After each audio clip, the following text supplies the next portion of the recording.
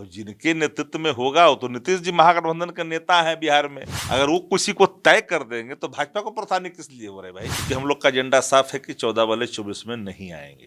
परेशानी सुशील मोदी जी को अब भाजपा के लोग को क्यों हो रहा है? जी देंगे तो एक दिन उनको भी चढ़वा दिया जाएगा। सुशील मोदी जी अफवाह मियां के रूप से जाने जाते हैं। नमस्कार, आप देख रहे हैं न्यूज 24। मैं हूं आपके साथ रिया सुमन। हमारे साथ शक्ति यादव जी मौजूद है, तो आइए इनसे हम बात करते हैं कि आखिर किस वजह से लगातार बीजेपी हमलावर होते जा रही है।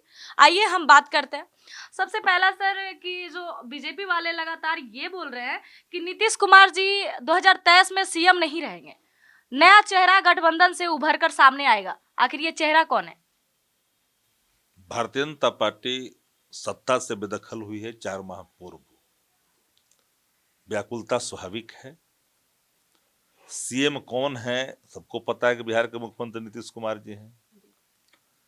भाजपा को रास नहीं आ रही है, उसको पता है कि 24 में वो सीटें जीत नहीं पाएगी, क्योंकि हम लोग का एजेंडा साफ है कि 14 वाले 24 में नहीं आएंगे। वो आकलन भी कर रहे हैं, तो उनको हकीकत समझ में भी आ रहा है। तो 14 वाले 24 में नहीं आएंगे तो डर तो दिखेगा ना, कभी सीएम के नाम पर, कभी राजद के नाम पर। हमारे जो पर्ण है क्या है? हमारा पर्ण है दवाई, करवाई सुनवाई, पढ़ाई, सिंचाई, बुआई और कटाई, बेरोजगारी। हम अपने एजेंडे पे कायम हैं। जनहित के जो सवाल हैं उस पर हम निरंतर काम करते हैं। अब देखिए कि अस्पतालों की हालत कैसे बदली। कितने दिन हुए, 17 वर्षों से भारतीय जनता पार्टी के खेमे में था भारत हेल्थ डिपार्टमेंट। क्या दुर्दशा करके रखा था। आईसीयू बेचते थे ये लोग बैठ करके, आईसीयू का बेड बेचते थे, पूरा बिहार जानता है। वो परिवर्तन हुआ है तो लोगों के मन में तो आशा तो रहेगी, जो काम करेगा उसका तो लोग नाम लेगा। तो भाजपा में बेचैनी इसी बातों को लेकर है कि 24 के जो लोकसभा के चुनाव होंगे उसके परिणाम की आहट उनको पता है, भयानक होने वाली है। तो देखिए कि जनहित के सवाल पर कहीं भाजपा आती है क्या?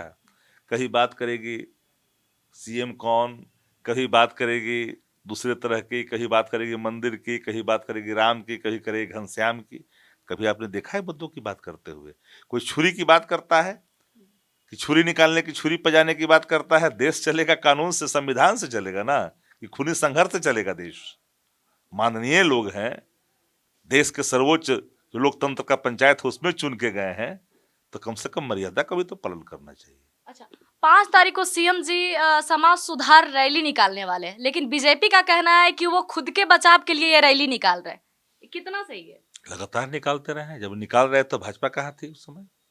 17 वर्ष से निकाल रहे हैं, निरंतर जाते हैं समाज सुधार के नाम पर। उसके बाद जो ग्रामीण परिवेश है, हालात क्या है, कौन सी जरूरी है, आप जाइएगा तब तो समझिएगा। शासक को अपने घरों में कैद नहीं रहना चाहिए, जनता के बीच भी जाकर करके मूलभूत समस्या, मूलभूत सुविधा सबका ख्याल करना। तो अवलोकन नहीं करेंगे तो फिर आप क्रियान्वयन कैसे करेंगे? तो मुख्यमंत्री जाएंगे ही जाता। अच्छा, पहले जाते थे तो हम लोग की बात उनको अच्छा लगता था, आज सत्ता से हट गए तो थोड़ा खराब लगेगा, लग भी रहा है उनको। बेचैनी है लोगों की गुलबंदी से, आने वाले कल से, आने वाले 24 से भारी परेशानी है भाजपा को।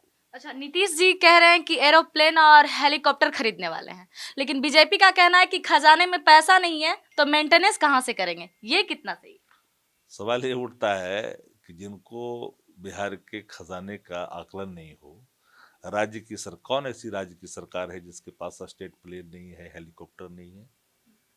हम आधिकारिक व्यय तो नहीं कर सकते हैं, प्राइवेट कंपनियों से 1.5 करोड़ 2 करोड़ का महीना देकर करके 5 साल का एग्रीमेंट करेंगे तो उसमें तो नहीं हो जाएगी चीजें। तो हम राजहित में, आपदा की स्थिति में जरूरत पड़ती है जिन परिस्थितियों में मुख्यमंत्री को जाना हो, गवर्नर को जाना हो, मुख्य सचिव को जाना हो, कहीं कोई मामला हो गया बॉर्डर के इलाकों में जाना हो, डीजीपी को जाना हो, तो आपके पास तो रहनी चाहिए ना वाहन, वायुयान तो रहनी चाहिए।